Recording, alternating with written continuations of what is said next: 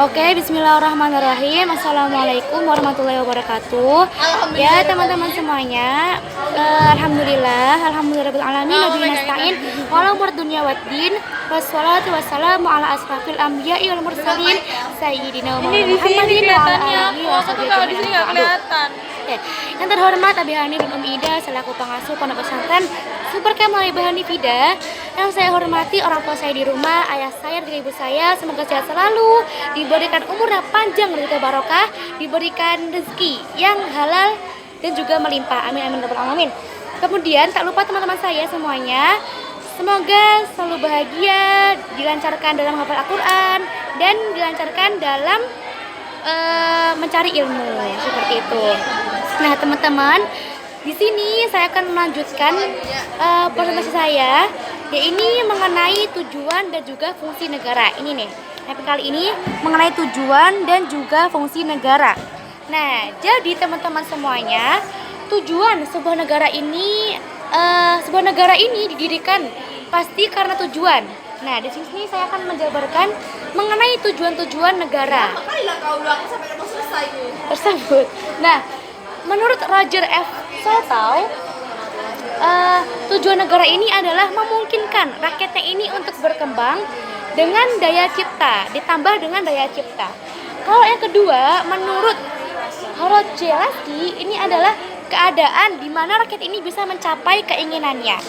Kalau menurut Niccolo Machiavelli, itu di mana negara ini menghimpun dan juga memperbesar kekuasaannya, dan itu digunakan untuk memberi kesempatan kepada rakyat untuk mencapai keinginan-keinginannya. Terus yang keempat, ini ada Immanuel Kant, yang ini menyebutkan bahwa tujuan negara ini adalah membentuk dan juga memelihara hak dan juga hak dan kemerdekaan rakyat. Jadi tujuan dari negara ini adalah untuk membentuk dan juga memelihara hak dan kewajiban rakyat-rakyatnya. Nah, terus menurut Undang-Undang NRI tahun 1945 alinea keempat disebutkan bahwa tujuan negara ini ada 4. Yang pertama adalah melindungi bangsa dan juga segenap tumpah darah bangsa. Yang kedua adalah memajukan kesejahteraan umum.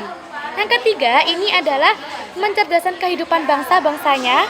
Yang keempat, yang terakhir ini adalah ikut melaksanakan ketertiban dunia. Nah, jadi kalau misalnya negara kita tercinta ini Indonesia, negara kita ini seharusnya ikut menjalankan ketertiban umum di mata dunia seperti itu. Nah, itu mengenai tujuan dari negara. Kita lanjut ke fungsi negara. Nah, jadi teman-teman semuanya, negara ini pasti memiliki fungsi. Kemudian tugas negara ini adalah mengendalikan dan juga mengatur segala kekuasaan sosial. Kekuasaan sosial ini adalah bertentangan satu sama lain agar tidak terjadi antagonistik. Nah, jadi gini, maksudnya tuh kayak gini. Tugas negara ini adalah untuk mengendalikan dan mengatur kekuasaan sosial agar tidak terjadi asosial tuh, agar tidak terjadinya pertentangan satu hal dengan hal yang lain seperti itu. Terus selain itu, fungsi ini adalah tugas untuk mencapai tujuan. Ini dinamakan fungsi. Nah, kemudian menurut Meriam Budiharjo, fungsi negara ini adalah sebagai penertiban atau law and order. Nah, kenapa kok sebagai penertiban? Karena agar tidak terjadi pembentrokan kayak gitu. Maka perlunya ada penertiban. Terus di sini adalah sebagai kesejahteraan dan juga kemakmuran rakyatnya. Terus ada juga sebagai fungsi pertahanan, yaitu adalah agar tidak terjadinya serangan dari luar yang perlu diperhatikan. Nah, selain itu juga untuk menegakkan keadilan dari badan peradilan. Itu menurut Meriam Budiharjo. Yang kedua, ini fungsi negara menurut Charles E. Meriam. Ini adalah yang pertama sebagai keamanan ekstrem, yaitu adalah apa namanya? Nah, keamanan ekstern ini adalah ini pemeliharaan angkatan perang seperti serangan dari luar, terus seperti penindasan seperti itu. Itu keamanan ekstern yang pertama. Lalu keamanan ekstern yang kedua ini adalah peliharaan angkatan kepolisian kayak gitu. Terus ini maksudnya adalah peliharaan angkatan kepolisian ini tujuannya adalah untuk menindas kejahatan dan juga pelaku kejahatan. Terus ada juga peliharaan pengadilan yang bertujuan untuk mengadili orang-orang yang melanggar hukum. Terus juga ada sistem pemungutan pajak, dan terakhir ini adalah hubungan luar negeri. Itu untuk keamanan ekstern. Terus yang kedua, menurut Charles E. Merriam, fungsi negara ini adalah sebagai ketertiban intern, yaitu adalah ketertiban di dalam. Yang ketiga adalah keadilan. Yang keempat ini adalah kesejahteraan umum, dan yang kelima ini adalah kebebasan. Jadi negara ini memberikan kebebasan kepada rakyat-rakyatnya. Terus yang ketiga ini fungsi negara menurut Jacobson dan juga Lippmann. Jadi menurut mereka berdua, fungsi negara ini adalah sebagai esensial atau sebagai kelanjutan negara.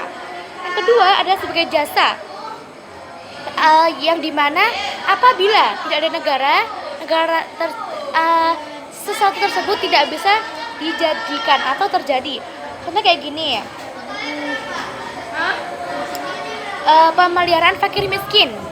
Fakir miskin ini akan diberikan perhatian oleh pemerintahan. Jadi kalau misalnya nggak ada negara, fakir miskin ini akan tidak bisa hidup seperti itu misalnya.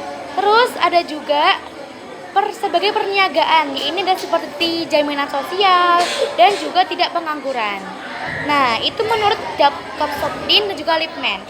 Nah, terus kalau menurut Montesquieu itu yang dianut oleh negara kita, teman-teman semuanya, fungsi negara ini ada 3. Yang pertama itu adalah legislatif, ini adalah yang membuat undang-undang dasar. Yang kedua adalah eksekutif, ini adalah yang melaksanakan undang-undang. Dan yudikatif, yaitu yang sebagai dewan pengawas orang-orang atau rakyat-rakyat yang tidak melakukan undang-undang dasar atau tidak sesuai dengan undang-undang dasar. Nah, itu contohnya. Kemudian menurut undang-undang dasar, alinea keempat, fungsi negara itu adalah yang pertama untuk menentukan anggaran dan juga belanja, kayak gitu, anggaran pengeluaran mungkin ya, dan juga negara dan juga belanja maksudnya. Yang kedua ini adalah fungsinya sebagai kehakiman, pemerintahan dan juga perencanaan. Jadi kalau kehakiman, contohnya negara ini adalah sebagai bentuk sebagai sebagai tempat yang memberi peradilan sesuatu yang tidak sesuai dengan undang-undang dasar. Yang kedua adalah fungsi pemerintahan, yaitu di mana negara ini adalah mengatur kelangsungan rakyatnya, kelangsungan negara. Yang ketiga itu tadi adalah fungsi perencanaan, jadi di mana negara ini adalah yang mengatur perencanaan ke depannya sebuah negara. Nah, terakhir ini adalah pemeriksaan pertanggungjawaban uang, seperti itu.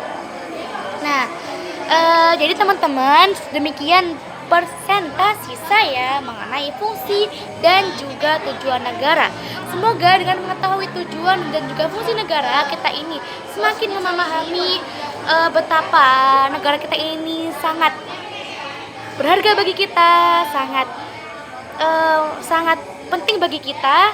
Maka dari itu kita sebagai pemuda dan juga pemudi Indonesia, sebaiknya kita ini menjaga keutuhan bangsa kita, menjaga keharmonisan yang terbentuk dari negara kita, kayak gitu. Oke, sekian dari saya. Apabila ada kurang dan lebihnya saya mohon maaf sebesar-besarnya, karena kita masih sama-sama belajar. Wassalamualaikum warahmatullahi wabarakatuh.